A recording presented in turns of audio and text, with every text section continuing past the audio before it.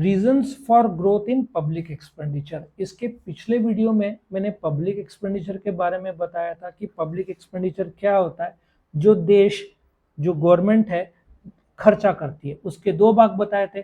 जैसे आपने मोबाइल लिया, iPhone pro max, capital expenditure हुआ, ठीक है, वन टाइम, लेकिन उस पर रिचार्ज बार बार करोगे, दैट इज रेवेन्यू एक्सपेंडिचर। तो ये एक्सपेंडिचर का रूप था। तो गौर फिर उसमें अगेन डेवलपमेंटल, आप हेल्थ एजुकेशन पे करते हो, non developmental, bullets, rockets, war expenditure, जो उससे कोई डेवलपमेंट नहीं होगा, उल्टा नुकसान होगा, खर्चा होगा। सो ये गवर्नमेंट का एक्सपेंडिचर आज 47 लाख करोड़ पे आ चुका है।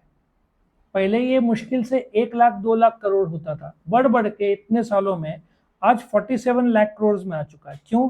क्योंकि गवर्नमेंट के एक्टिविटीज बढ़े हैं। किस प्रकार से बढ़े हैं?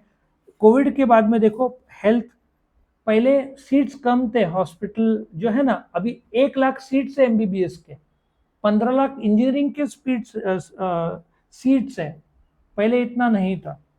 सो पब्लिक वर्क्स, लोगों के एक्सपेक्टेशन बढ़ गए, रोड, रेलवेज, डैम्स, ब्रिजेस, ये सब का गवर्नमेंट बढ़ा रहा है। क्योंकि आपको एक्सपोर्ट करना है तो आपको इंफ्रास्ट्रक्चर मजबूत करना पड़ेगा।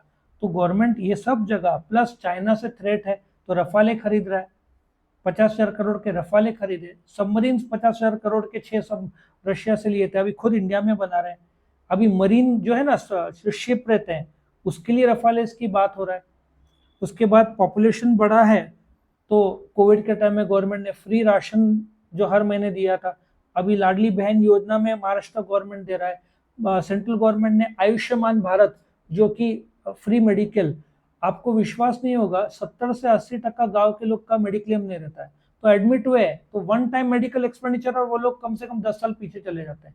शहर में भी 30-40% लोग का मेडिक्लेम नहीं है। मतलब आप एडमिट हो गए, 5 लाख का बिल आया, सेविंग्स, गोल्ड सब बेच के आप पीछे 5-10 साल चले गए। तो इसलिए आयुष्मान भारत में गवर्नमेंट का जो इंश्योरेंस आपके लिए करवाया, आपने अप्लाई किया और क्लेम कर लिया, तो आपका पैसा बचता है। तो ये सब गवर्नमेंट को खर्चा आएगा ना करने के लिए। तो पॉपुलेशन बढ़ रहा है तो गवर्नमेंट को भी तो खर्चा करना पड़ रहा है।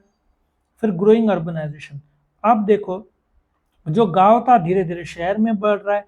इलेक्ट्रिसिटी, अभी 4-5-6 साल हुए कि पूरा 6 लाख के 6 लाख गांव इलेक्ट्रिसिटी, अभी भी 2/3 ही इंटरनेट पहुंचा है। 1/3 इंटरनेट में भी गवर्नमेंट जोरों में काम कर रहा है। वाटर सप्लाई सब जगह नहीं था, वो गवर्नमेंट ने पहुंचाया। School, energy, mid day meal, करोड़ों रुपए खर्चा होता है। पब्लिक ट्रांसपोर्ट है ना, सैनिटेशन, इंक्रीज डिफेंस एक्सपेंडिचर। पहले डिफेंस एक्सपेंडिचर कितना था? 1 लाख करोड़, अभी वो 5-6 लाख करोड़ के ऊपर चला गया है। अभी डिफेंस एक्सपेंडिचर क्यों बढ़ गया? अपने को फाइटर जेट चाहिए, अपने मिग-21 जो रशिया के सुखाइस थे वो पुराने हो रहे हैं, तो नया फ्लीट जरूरी था। तो गवर्नमेंट ने 36 रफाले फ्रांस से खरीदा 50,000 करोड़ में। गवर्नमेंट को और लग रहे हैं, क्योंकि रफाले बहुत एडवांस्ड 4.5 जनरेशन है, और अभी तो 6 जनरेशन पे अमेरिका काम कर रहा है, 5th जनरेशन मॉडर्न माना जाता है। फिर स्प्रेड ऑफ डेमोक्रेसी, आपको पता है वोटिंग जब करते हैं तो कितना खर्चा आता है गवर्नमेंट का? एक वोटिंग के लिए 10,000 करोड़ का खर्चा आता है।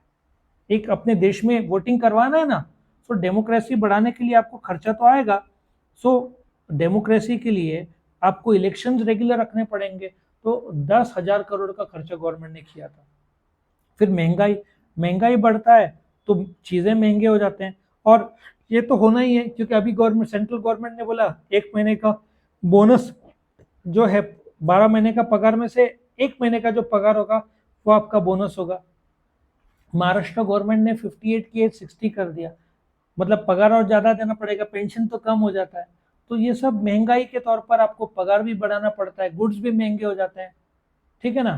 तो गवर्नमेंट को खर्चा आता है। इंडस्ट्रियल डेवलपमेंट के लिए आपको उनके लिए भी काम करना पड़ता है, road, railways, dams, bridges, electricity, water, ठीक है ना, पोल्यूशन, ये सब के आपको स्कीम्स और बेनिफिट देने पड़ते हैं। अभी जो मोबाइल के कंपनीज है, उनको सस्ते में मोबाइल जब मैन्युफैक्चर करते हैं तो गवर्नमेंट ने बोला हम टैक्स कंसेशन देंगे। सिर्फ 1% मोबाइल एप्पल का वर्ल्ड वाइड इंडिया में बनता था, अभी बढ़ के 7% हो गया। देखा, एप्पल ने इतना गवर्नमेंट डिस्काउंट दे रहा है, कम टैक्स लगा रहा है, 23% अभी हो जाएगा अगले साल तक। मतलब चाइना में जो 99% बनता था वो कम होकर 77 में आ गया। अच्छा, प्रोमैक्स चाइना को लगता था इंडिया का हैसियत नहीं है, पिछले हफ्ते इंडिया में भी प्रोमैक्स बनना शुरू हो गया। आया समझ में? तो गवर्नमेंट सपोर्ट दे रहा है। अभी टोयोटा ने महाराष्ट्र गवर्नमेंट के साथ 20,000 करोड़ का कॉन्ट्रैक्ट किया। औरंगाबाद में टोयोटा का इलेक्ट्रिक प्लांट आएगा 2026 तक। फिर डिजास्टर के लिए अर्थक्वेक। अच्छा, जर्मनी पहले क्या होता था, अपने यहाँ भूकंप आया 25 साल पहले, तो जर्मनी के कितना अच्छा था, उन्होंने कुत्ते भेजे थे जो सूंघ सकते थे, बहुत सारे इक्विपमेंट भेजे थे। अभी कहीं और भूकंप, श्रीलंका में सुनामी आया था तो भारत ने मटेरियल भेजा था। तो डिजास्टर मैनेजमेंट ने भारत में बहुत बढ़िया काम किया है।